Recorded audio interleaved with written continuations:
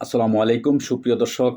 আজকে আপনাদের সাথে কিছু কথা শেয়ার করব, সেটা আমাদের বাংলাদেশীদেরকে নিয়ে। বাংলাদেশের বিশ্বের অনেক দেশের যে ট্যুরিস্ট ভিসা অথবা আপনার ভিজিট ভিসা মনে করেন বা যেকোনো বিষয় মনে করেন, সব ভিসার উপরে নিষেধাজ্ঞা কেন দিয়েছে সেই ব্যাপারে আজকে আপনাদেরকে বিস্তারিত কিছু তথ্য দেব এবং কোন, কোন দেশে ভিসা বর্তমানে নিষেধাজ্ঞা আছে বাংলাদেশীদের জন্য সেটাও আপনাদেরকে জানার চেষ্টা করব। তো দর্শক, আপনারা পুরা ভিডিও জুড়ে থাকবেন বা ভিডিওটা পুরা দেখবেন, তাহলে আপনারা অনেক কিছু জানতে পারবেন। আর এই পরিস্থিতির পিছনে মূল কারণ হচ্ছে ভিসা নিয়ে বিদেশে গিয়ে আর দেশে না ফেরা। হ্যাঁ, এমনটাই চরিত্র কিছু, কিছু বাংলাদেশীদের। আর যাকে কেন্দ্র করেই একের পর এক বাংলাদেশীদের উপর চড়াও হয়ে ভিসাতে নিষেধাজ্ঞা জারি করেছে। ভিসা নিষেধাজ্ঞার তালিকার সর্বশেষ সংযোজন ভিয়েতনামের। সূত্রের খবর, কোনো রকম নোটিশ ছাড়াই এই দেশটি বাংলাদেশীদের ট্যুরিস্ট ভিসা দেওয়া বন্ধ করে দিয়েছে। তবে না, সমস্যা শুধু এখানেই নয়। এর আগে তুরস্ক, সংযুক্ত আরব আমিরাত, সিঙ্গাপুর, কম্বোডিয়া এবং মধ্য এশিয়ার একাধিক দেশ বাংলাদেশিদের জন্য ভিসা ইস্যু করা বন্ধের পথে হেঁটেছিল। কিন্তু বেশ কিছু বিশেষজ্ঞ মনে করছে, কিছু কিছু বাংলাদেশি নাগরিকরা ভিসা ইস্যু করে বিদেশে গিয়ে আর দেশে ফিরছে না। সেখানে কেউ চাকরি খুঁজে নিচ্ছে বা ওভার টেস্ট করছেন, আবার কেউ কেউ আদম পাচারের চক্রে জড়িয়ে পড়ছেন। এর জেরে অন্যান্য দেশের সরকারে বাংলাদেশিদের প্রতি অবিশ্বাস্য হয়ে উঠেছে, তাদের রাস্তা সব বন্ধ হয়ে গেছে। এই নিয়ে ট্রাভেল এজেন্সির মালিক ও ট্যুর অপারেটররা দিনের পর দিন অভিযোগ জানিয়ে আসছে।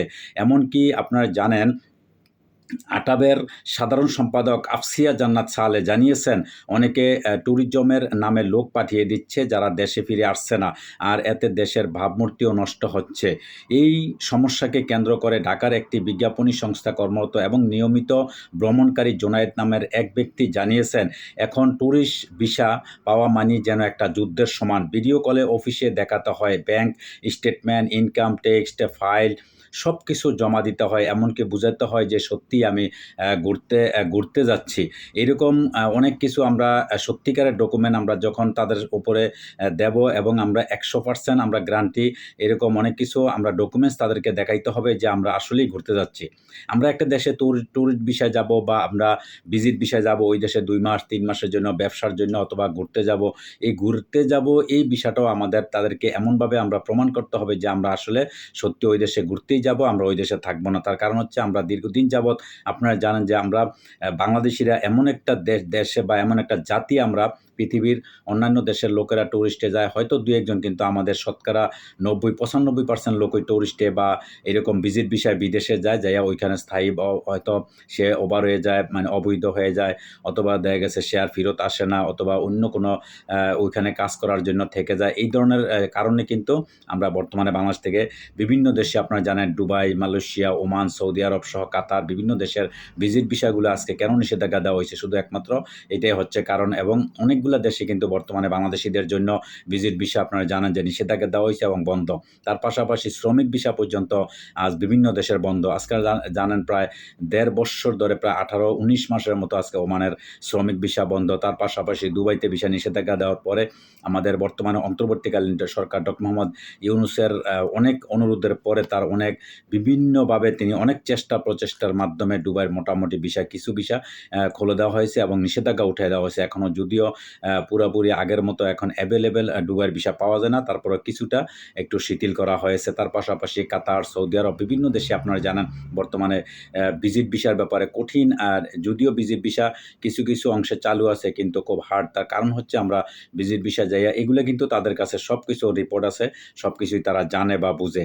যার জন্য আপনারা দেখেন প্রত্যেকটা দেশেরই আপনারা জানেন, ওমান, কাতার, সৌদি আরব, বিভিন্ন দেশের যে শ্রম মন্ত্রণালয় আছে, ওইখান থেকে বর্তমানে শ্রমিকদের ব্যাপারে কঠোর নির্দেশনা দেওয়া হয়েছে এবং সব কয়টা দেশের মধ্যে এখন কিন্তু আপনারা জানেন যে অভিযানও চলতেছে অবৈধ প্রবাসী। কিন্তু এই অবৈধ প্রবাসী এই দেশে কিভাবে অবৈধ হয়ে যায়, এইটাও কিন্তু তাদের কাছে অবশ্যই রিপোর্ট আছে। তারা এটা জানে যে হয়তো এখানে সৌদি আরবে যারা যায়, অনেকে ওমরা ভিসায় যায়, যার জন্য আপনারা জানেন ওমরা ভিসা বন্ধ করে দেওয়া হয়েছিল বা ওমরাতে অনেকটা কঠিন করে দেওয়া হয়েছে। আর এই ওমরা বিষয়ে ওইখানে যাইয়া শতকরা 80 জন লোক কিন্তু আর দেশে ফেরতও আসে না, অনেকে ওইখানে থাইকা যায়, অবৈধ হইয়া যায়, হইয়া কাজ করে। এতে করে শ্রমিকদের ওইখানে সমস্যা হয়ে যায়। দেয়। তো এই জন্য কিন্তু বিভিন্ন দেশে কিন্তু এখন আইন কানুন বাংলাদেশিদের জন্য বিশেষ করে কিন্তু কঠিন হয়ে গেছে।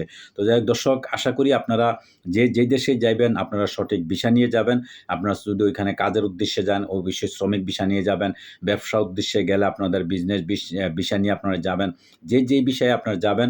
আর বিশেষ করে বর্তমানে ওমানে যদিও সামনে ভিসা এখনো খোলে নাই, কিন্তু যদিও ভিসা খোলে আপনারা ওমানে, কারণ এখন আগের মতন আর ফ্রি ভিসা আসবেন এক মালিকে এই দেশে ওমানের যে মালিক সে ৩০-৩৫ জন ৪০ জন লোক পর্যন্ত সে মাসে ফায়দা খাইব আর লোক বিভিন্ন জায়গায় ছেড়ে দিব। এখন আর সেই সিস্টেমটা নাই, এখন কিন্তু আইন কানুন খুবই কঠিন হয়ে গেছে। তো দর্শক, আপনারা এগুলা যারা ওমান প্রবাসী আছেন তারা চিন্তা ভাবনা করে অবশ্যই এই দেশের লোকজন নিয়ে আসবেন, কারণ আপনারা জানেন যে এই দেশে বর্তমানে কানুনের কি অবস্থা। আপনারা জানেন অবৈধ প্রবাসীদের কিন্তু বৈধ করার ঘোষণা করছে, তার পাশাপাশি গ্রেপ্তার অভিযানও কিন্তু চলতেছে। তো যাই হোক, কানুন খুবই কঠিন অবস্থায় আছে। তো আপনারা যদি এই দেশে কানুন মেনে চলেন তাহলে এই দেশে আপনারা ভালো থাকবেন সব দিক দিয়ে। আর যদি কানুনের কোনো আপনারা এই দেশে যে শ্রমিক যে কানুন আছে, আইন আছে, আইন লঙ্ঘন করলে এই দেশে অবশ্যই শাস্তি ভোগ করতে হবে।